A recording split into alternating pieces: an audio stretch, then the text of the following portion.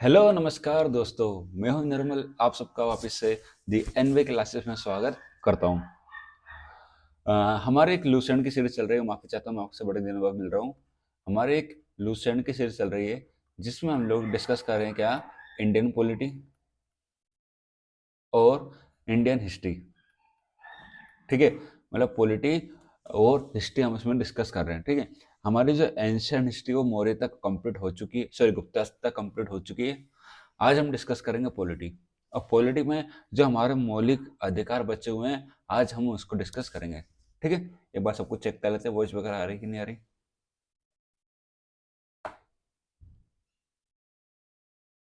चलिए ठीक है, सब कुछ ठीक है। ओके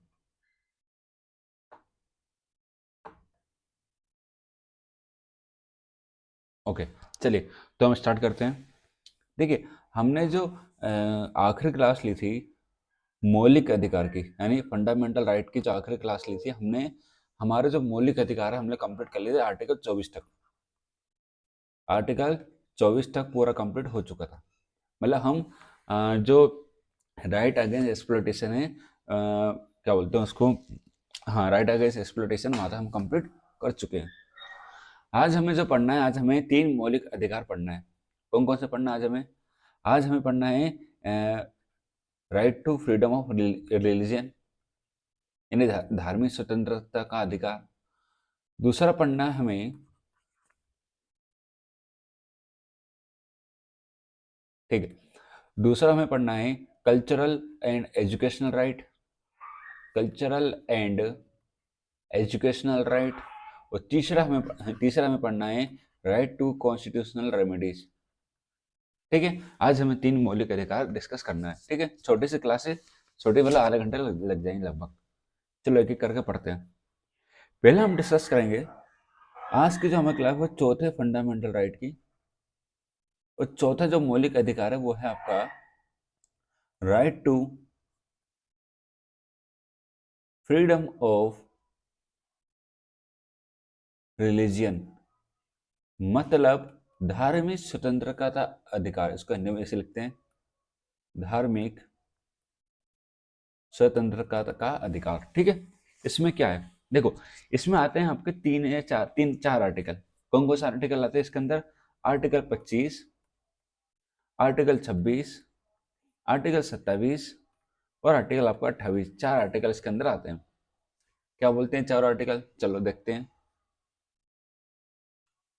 चलिए यहाँ समझो, जो आर्टिकल 26 आपका, सॉरी आर्टिकल 25 आ गया ना पहले, हाँ। आर्टिकल 25 क्या बोलता है देखो, हमारा भारत एक सेक्युलर स्टेट है कि नहीं है? मतलब यहाँ पर सभी धर्मों को इक्वल ट्रीट किया जाता है स्टेट के द्वारा, चाहे हम हो या स्टेट हो, सभी धर्मों को इक्वल नज़र से देखा जाता है। ये भारतीय संविधान ने क्लियर लिख कर दे दिया है। भारतीय संविधान ने एक और प्रावधान किया हुआ है। कैसा प्रावधान सर?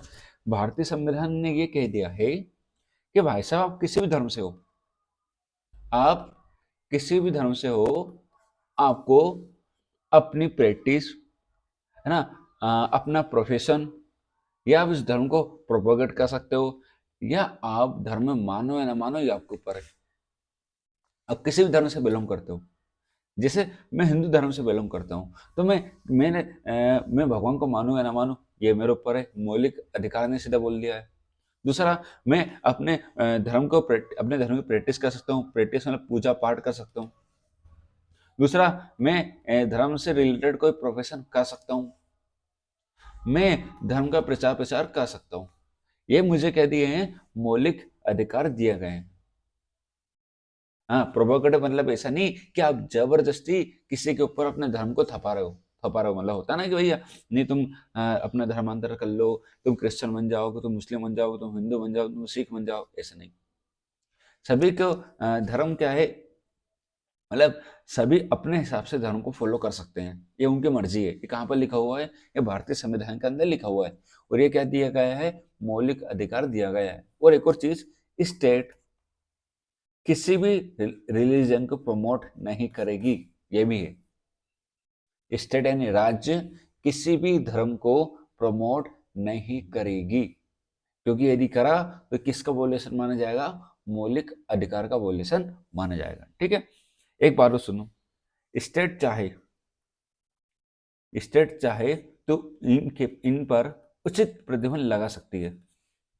किस प्रकार से सर? मान लो पब्लिक ऑर्डर बिगड़ा हो, या फिर देश के अंदर मोरालिटी खराब हो रही हो। क्या हो रहा है? मान लो लोग धर्म का प्रचार प्रचार कर रहे हैं, अब क्या हो रहा है? जबरदस्ती कर रहे हैं, माराकुटी हो रही है, दंगे फैल रहे हैं। तो उस कंडीशन में क्या करेगी स्टेट? उस मौलिक अधिकार के ऊपर उचित प्रतिबंध लगा देगी। Is that clear? चलो आगे बढ़ते हैं। चलो अब हम अगला समझते हैं। अगला मौलिक अधिकार है 26, आर्टिकल 26 समझते हैं ना, अनुच्छेद 26। 26 में लिखा है कि हमारे भारत के अंदर अलग अलग क्या है, रिलीजियस इंस्टीट्यूट है, तो उनको मैनेज करने का भी क्या है, अधिकार है। तो लिखो freedom to manage, freedom to manage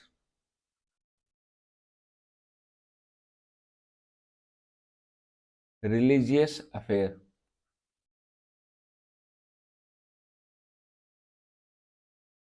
चलो इसमें क्या बोलता है कि आर्टिकल 26 परमिशन देता है, क्या देता है? ये अलाउ करता है कि क्या अलाउ करता है कि कोई भी व्यक्ति या कोई भी ग्रुप चाहे तो अपना खुद का एक इंस्टीट्यूट खोल सकता है।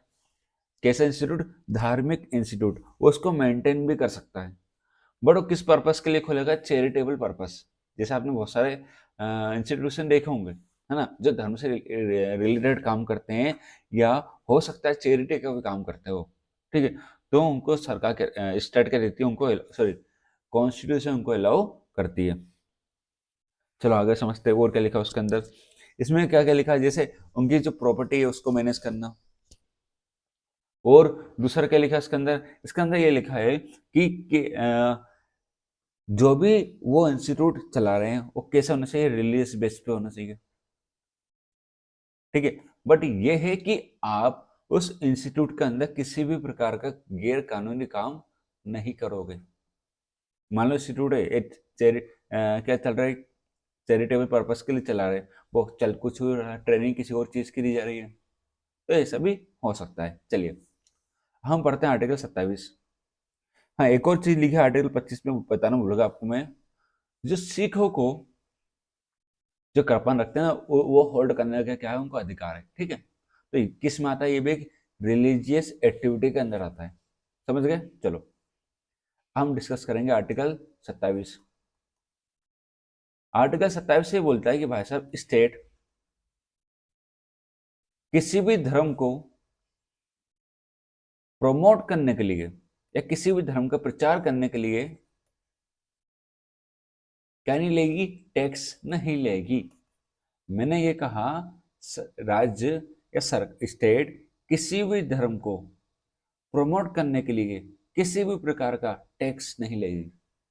आपने सुना कि कभी किसी चैरिटी, जो मान लो कोई ट्रस्ट है किसी धर्म का, ट्रस्ट है मान लो, जैसे उज्जैन में ट्रस्ट है आपका, मतलब हर जगह ट्रस्ट है, क्या उनसे कोई टैक्स वसूला जा रहा है? नहीं। यदि मान लो उनसे टैक्स ले लिया तो क्या होगा? ये कहीं ना कहीं उस धर्म का प्रमोशन होगा, होगा कि नहीं होगा? यह भी हो सकता है कि भाई साहब अब उस धर्म से टैक्स ले रहे हो उसी धर्म को आगे बढ़ाने के लिए। तो सेकुलरिज्म कहाँ गया फिर? तो सेकुलरिज्म को बचाने के लिए ये सब किया गया, ठीक है।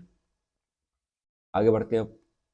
ज़्यादा कुछ है नहीं अब, है ना, इसलिए मैं ज़्यादा खींच नहीं रहा हूँ उनको, वो ज़रा आगे ही लिखा है कि मान लो स्टेट किसी इंस्टीट्यूट को भैया फंड देती है, क्या देती है?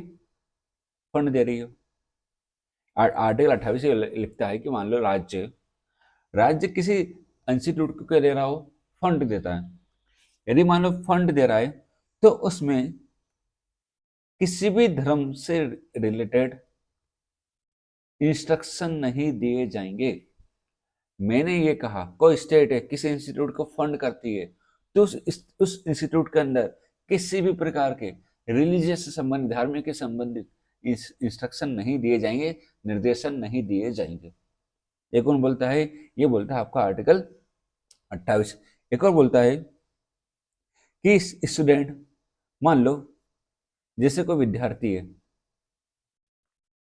हे विद्यार्थी, अब मान लो कोई विद्यार्थी किसी रिलीजियस एक्टिविटी से प्रैक्टिस करना चाहता है, तो उसको किसी भी प्रकार का मतलब ये मानो कि उसको मना नहीं किया जा सकता, मतलब उसको पार्टिसिपेट करने से मना नहीं किया जा सकता। मान लो कोई भी व्यक्ति है, वो चाहता है कि मैं इस धर्म इंस्टीट्यूट में पढ़ना चाहूंगा, तो उसको मना नहीं कर सकते। ये क्या है, उसका मौलिक अधिकार है। चलो ठीक है, तो यहीं पर हमारा चौथा वाला जो मौलिक अधिकार है पूरा कंप्लीट होता है। हमने इसमें क्या क्या पढ़ा? चलो, हमने इसमें पढ़ा कि कैसे, हमने इसमें 4 आर्टिकल पढ़े, 25, 26, 27 और 28। 25 का बोलते हैं भैया आप अपने धर्म को प्रचार कर सकते हो, प्रैक्टिस कर सकते हो, पूजा पाठ कर सकते हो, आस्तिक हो नास्तिक हो, ये आपके ऊपर है। अब आर्टिकल 26 का बोलता है, आर्टिकल 26 ये कहता है कि आप चाहो तो अपने खुद के रिलीजियस अफेयर मेंटेन कर सकते हो। आर्टिकल 27 ये बोलता है कि भैया किसी भी प्रकार का टैक्स नहीं लिया जाएगा एक धर्म के प्रचार के लिए, ठीक है। आर्टिकल 28 ये बोलता है कि भैया यदि मान लो स्टेट ने किसी इंस्टीट्यूट को खोला है तो वहां पर कोई रिलीजियस प्रैक्टिस नहीं करवाई जाएगी। वो दूसरा क्या बोलता है कि आर्टिकल 28 के अंदर वो ये लिखा है कि भैया कोई विद्यार्थी किसी भी रिलीजियस इंस्टीट्यूट को ज्वाइन कर सकता है। चलो, ये था हमारा मौलिक अधिकार। चलो अब हम अगला पढ़ते हैं, पांचवा। पांचवा पढ़ते हैं कल्चरल एंड एजुकेशनल राइट। चलो अब इसको डिस्कस करते हैं। देखिए, हमारे भारत के अंदर मेजोरिटी में भी है, माइनॉरिटी भी है। कुछ माइनॉरिटी जैसे बुद्धिज्म हो गया, जैन हो गया, सिख हो गया, मुस्लिम हो गए, ये सब क्रिश्चियन हो गए, ये सब किस में आते हैं? माइनॉरिटी में आते हैं। इन सब की क्या है, अपनी अपनी संस्कृति है कि नहीं है? संस्कृति है। तो अब वो लोग क्या लेते हैं, एजुकेशनल एजुकेशनल वो भी देते हैं, मतलब इंस्टीट्यूट भी चलाते हैं। तो सरकार, स्टेट ने ये बोला, स्टेट ने नहीं बोला, कॉन्स्टिट्यूशन ने ये कहा है कि भाई साहब जितनी भी संस्कृति है, सबको अपनी संस्कृति बचाने का क्या है, पूरा अधिकार है।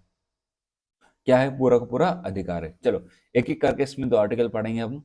एक आर्टिकल 29 है और एक आर्टिकल 30 है। 2 चीज हम इसमें डिस्कस करने वाले हैं। चलो पहले 29 पढ़ते हैं। 29 क्या बोलता है? आर्टिकल 29 ये बोलता है, मान लो कोई भी नागरिक हो जो किसी माइनॉरिटी से बिलोंग करता हो या किसी कम्युनिटी से बिलोंग करता हो, तो वो अपने कल्चर, अपनी लैंग्वेज या अपने स्क्रिप्ट को कंजर्व कर सकता है।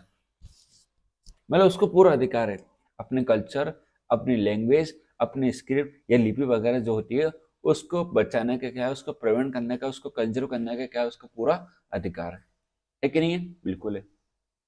चलो हम इसमें एक और लिखा हुआ आर्टिकल 29(2) में, 29(2) में लिखा है कि मान लो, हाँ, no discrimination based on religious, race, caste, language और एनी दम shall be law in educational institute maintain by state. मान लो कोई स्टेट है, अब देखो फिर से आ रहा है ना वही, स्टेट कोई एजुकेशनल इंस्टीट्यूट चलाती है, स्कूल वगैरह सरकारी स्कूल चलाती है।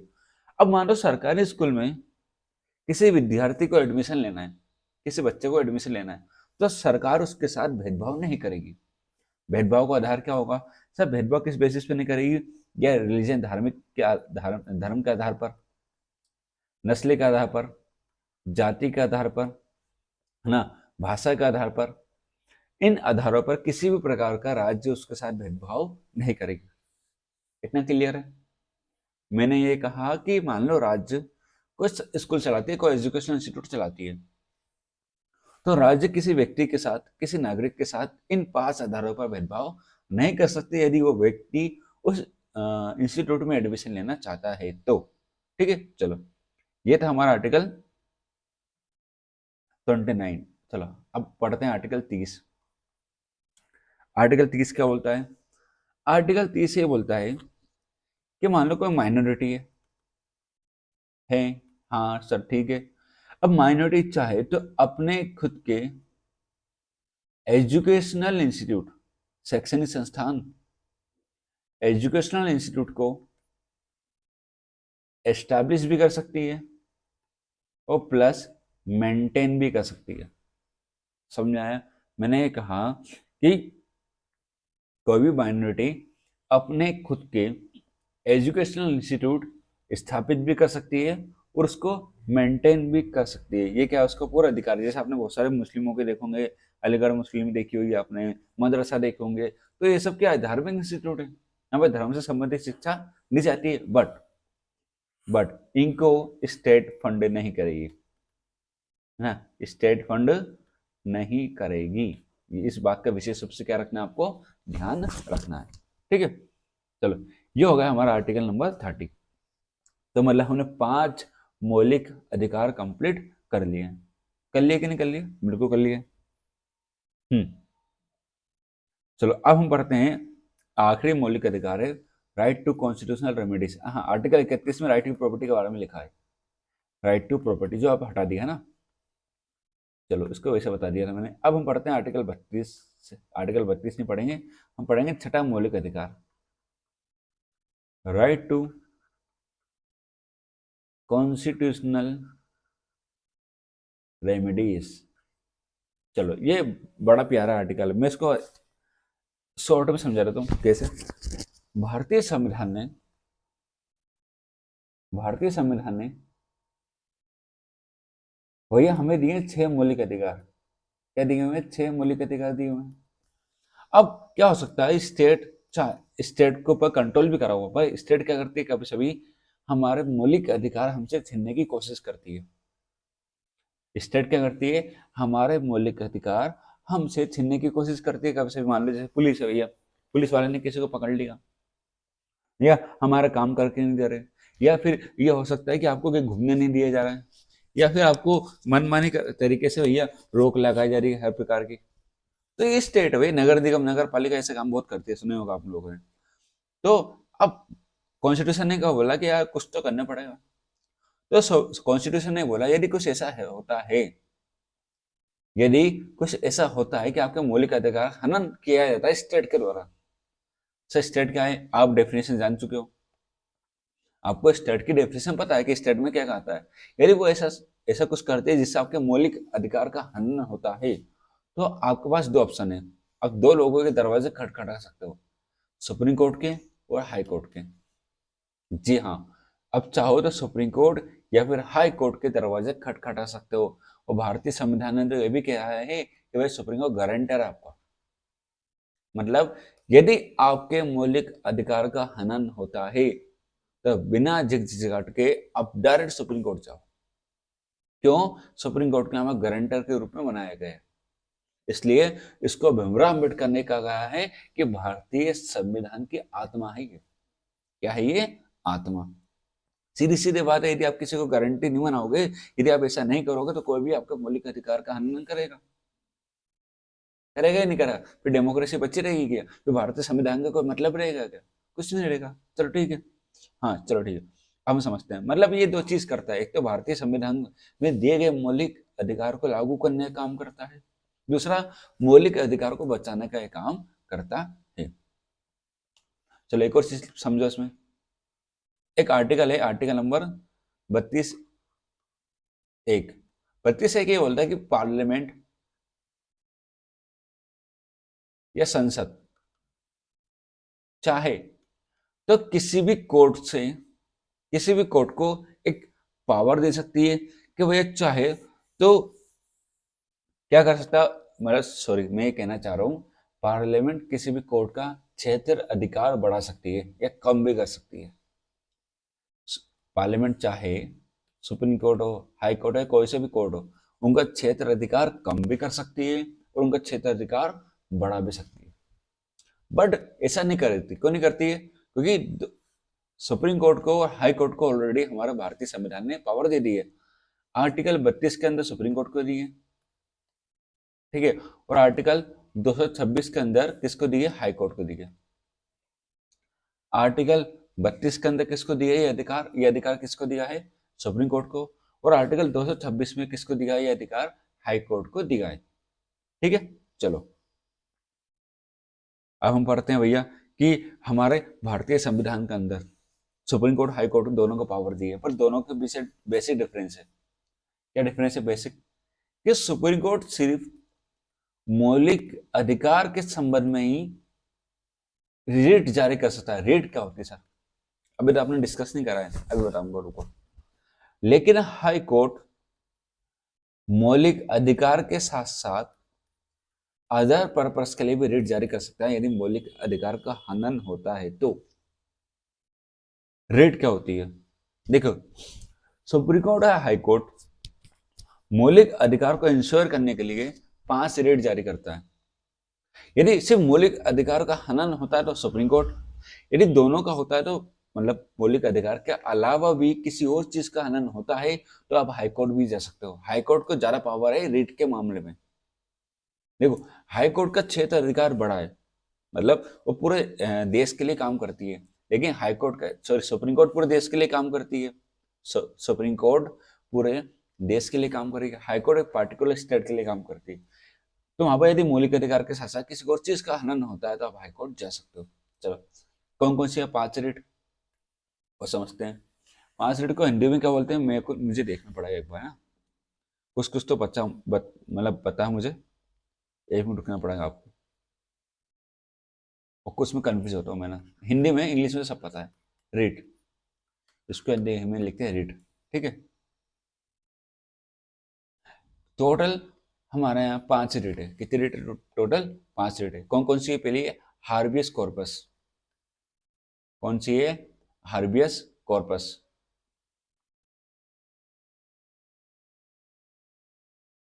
इसको बोलते हैं हम लोग, इसको हिंदी में बोलते हैं, रुको मैं देख रहा हूँ हिंदी में ना, कंफ्यूज नहीं होना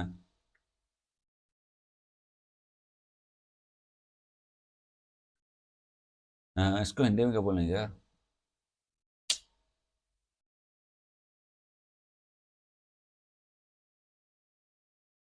चलो, दूसरा दूसरा आपका मेंडमस परमादेश बोलते हैं इसको ना, इसको पता है मुझे। तीसरा सर्टियोरेरी, सर्टियोरेरी। चौथा प्रोविजन, प्रोहिबिजन। और पांचवा है आपका क्यू वारंटो, क्यू वारंटो। मैं वो हिंदी में देख रहा हूँ बस, है ना इसका।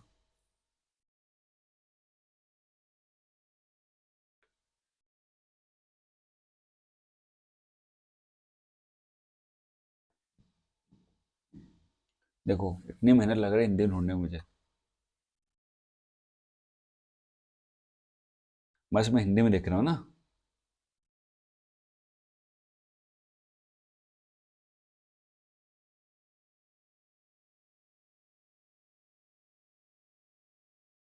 चलो हाँ, ठीक है, मिल गया। हार्पियस कॉर्पस को बोलते हैं बंदी प्रत्यक्षीकरण। क्या बोलते हैं इसको? बंदी प्रत्यक्ष, चलो एक करके पढ़ते हैं ना। चलो, पहले रीड पढ़ते हैं हम लोग। पहले रीड है हार्बियस कॉर्पस। हार्बियस कॉर्पस या हार्पियस कॉर्पस को हम लोग बोलते हैं क्या? हार्पियस कॉर्पस को हिंदी में बोलते हैं बंदी प्रत्यक्षीकरण। बंदी